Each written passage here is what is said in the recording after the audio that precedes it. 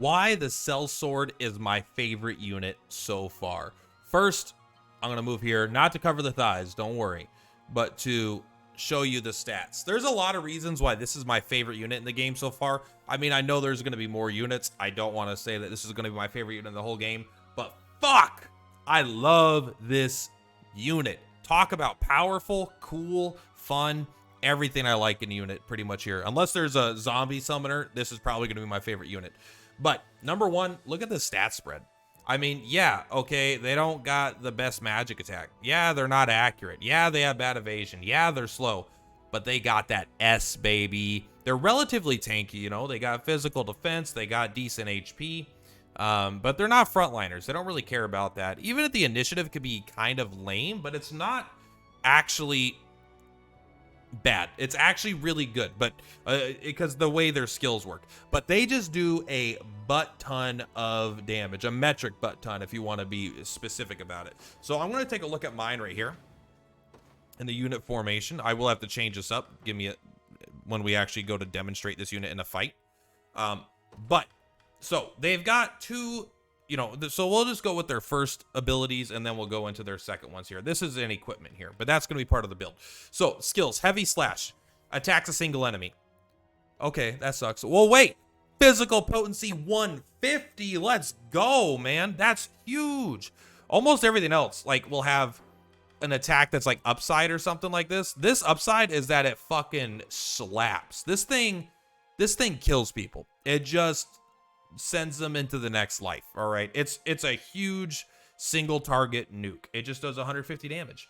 And then later, if you get them, you know, when you get them to level 10, they basically get the Knight ability where they can do single enemy. They, you know, if they kill it, boom, they get to get another action and keep going. Now, I don't like this as much because I feel like the Knight gets double damage against infantry. So if you're going up against infantry, the Knight's likely going to do more damage in a situation like this with the assaulting lance. But that's why I kind of just like having heavy slash, because that kind of helps you keep up. But what the Knight doesn't have is following slash. Activates after an ally is hit by an attack. So that's why this Travis isn't supposed to be here. Travis is just here because he's handsome.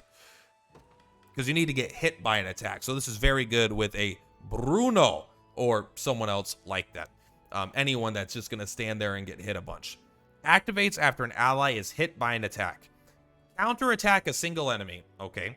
Grants the user +1 passive point if the attack hits. That means every time that ally gets hit, assuming you hit back, you get to just keep going again and again and again.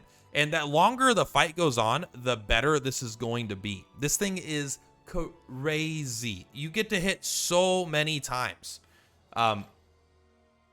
It's nuts. Now, as far as actually, I really like her leader ability as too. You just get more HP and stamina when you're at the garrison, or rather you get it faster. The issue is her mobility is pretty low. Like, it's at 80, right? Like, you'd rather have something like a knight. Even a thief is at 170, but she's really slow. So if you're typically, you don't want her to be your leader if you're going to go attack a thing, right? You typically have her as a leader when you're defending, or what you do is, more realistically, you have someone like your knight be the leader so you can get somewhere fast, or you have like your fighter if you just want to not take ranged attack, you know, stuff. Then after you get to a garrison, you'll withdraw, redeploy with her as the leader. Then you get to do the garrison thing, right? So that's typically what I would do. So it's a very good ability that you could use pretty much, you know, try to use as much as you can. Now, besides that, her Valor skill is actually kind of fucking nuts. It summons warriors. Summon a unit of allied mercenaries to battle. Now, they're not insanely strong, but they are good at a lot of different things. Like, you could throw them into barricades. They'll just start breaking barricades.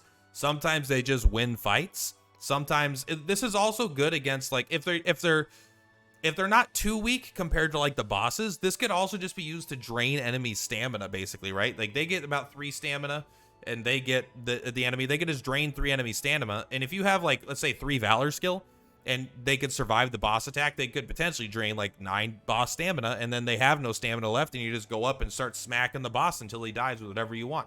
So this definitely, I think, has potential to cheese things, but if the units don't get stronger, I think it's going to get worse, and it's mostly going to be to like put them in the way of traps, summon them on top of like towers or something that you can hopefully have them attack really quick. So I think it's gonna, it might be weak later in the game. It might maintain its strength if it continues to level up. But it's definitely very cool. It's very fun. She's like a semi-summoner build. Overall, just one of my favorite classes, incredibly strong. An example of a team build for her, I like her being with the Knight. Why do I like the Knight? I just like the Knight because this is basically an all-in damage build. We're not sustaining here. You could do a sustain. You could bring like a you could bring a cleric, I guess. But I would probably just want to bring like a, I don't know, like maybe a soldier, you know, a little after battle healing for your front line. A cleric could be good because, I mean, she does do so much damage that you don't really need a whole lot of other damage dealers. But I just like absolutely seeing big number go, big number, better person, you know? So let's actually replace him really quick because he's not supposed to be here. I mean, he's good, but we want something specifically that's going to take a bunch of hits. So let's go ahead and put, I mean, we could put Lex, we could put Hodrick here. We're going to put Hodrick. Yes. You're going to go here, and then let's just quickly set you up with an attack. Make sure you got the Great Shield. You got a Bronze Spear. Sure, you don't even care. Take 3 more HP. Gauntlets, you're more likely to defend. Absolutely enjoy your day. I would actually take Guardian. 20% physical attack, 20% guard rate. Effect stacks. After being hit by a physical attack. Guardian's fucking great, man. Holy shit. That makes him really, really tanky. But, all right, so we're going to go ahead and do this, and we're going to do another fight against another team here. I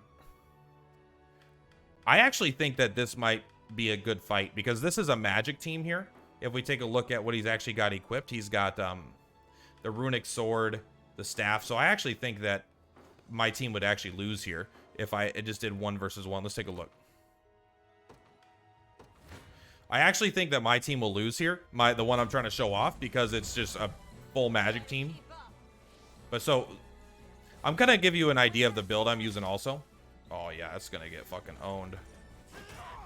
Oh my god. It's alright, maybe it won't matter. Following slash.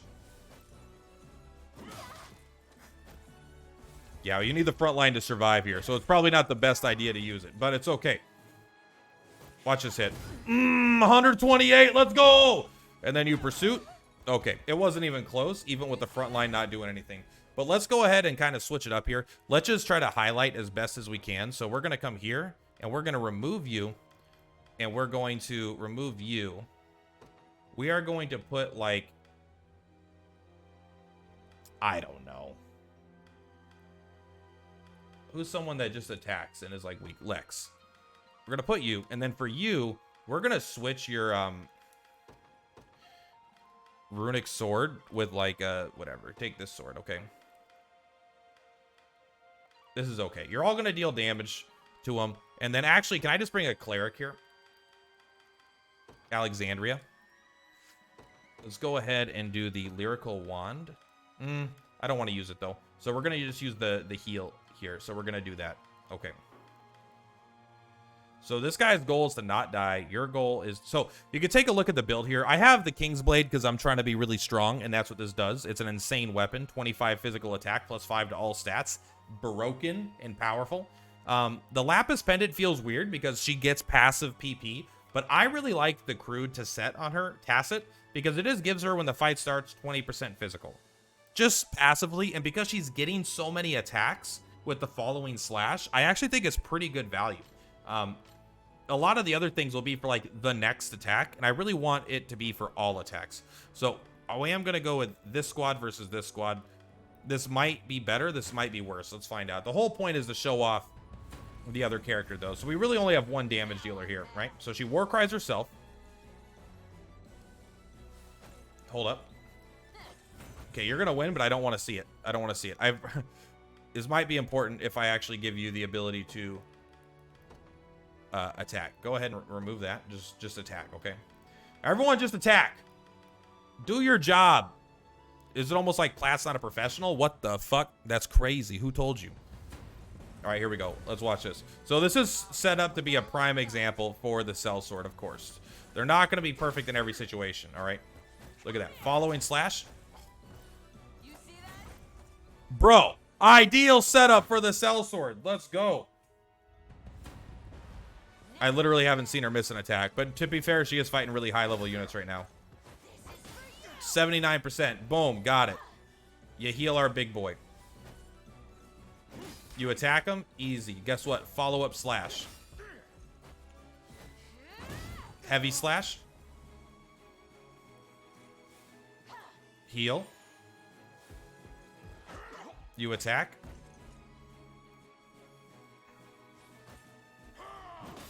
You attack. Following slash.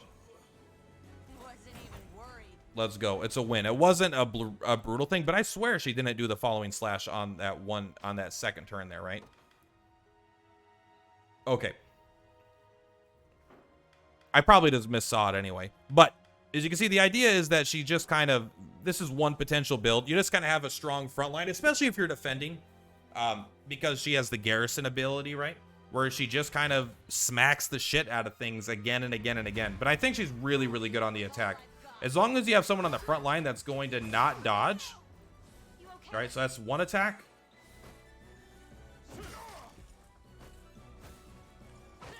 I wonder if it's the smash. Let's actually take a look here. I don't think smash would interfere with it, but now I'm kind of curious, right? No, smash wouldn't interfere with it. So it must be. I'm kind of learning here. I think it only happens once per combat round or something. Because lean edge, right? You got hit. You smack him. She heals him. He's up to full, right? You hit him. So she should do a follow-up slash there, if I am to believe what's going on. But then you do your heavy slash, and maybe this is a new combat round. Now you could use your PP again, right? So now you're going to attack.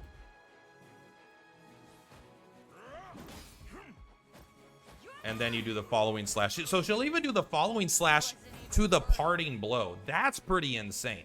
But yeah, just like, I love how many times she attacks. It's just fucking cool. It's badass. And yeah, it's currently my favorite unit in the game. So hopefully I did a good showcase here. I'm still figuring out the structure of these. Obviously, it was not perfect, but I'm having a good time with this game. I'm having a really good time with this game. Like, I cannot wait for the full release. Holy shit, this game is going to be so fun. Anyway, it already is fun. All right, what am I talking about? Anyway, Purplatypus is Purplatypus. Thank you very much for watching. I'm so sorry. I forgot to thank my followers. Give me a second. I'm going to thank all my followers. Everyone knows what's up. What am I capturing here? Don't look at my privates. All right, don't look at my privates. Let's go over here. YouTube subscribers, listen, I'm not going to edit the video. If you made it this far, you've already clicked off. I apologize to my members. I'm not used to having support. I promise I will be better because you deserve better. I'm saying that too monotone. I will be better because you deserve better. Plus, what if I got a new one? I don't know. Let's take a look. View my members. There we go. I still got my 4. Thank you, friends. I want to thank my members for supporting the Plat. I appreciate that. If you want to support the Plat, you know what to do. Become a member. I currently have a goal of 1 million members. So once we get up to 1 million, then I'll be a full-time content creator. Anyway, much love. Purplatypus is Purplatypus. I'll see you on the flip-flops. Thank you very much. Peace.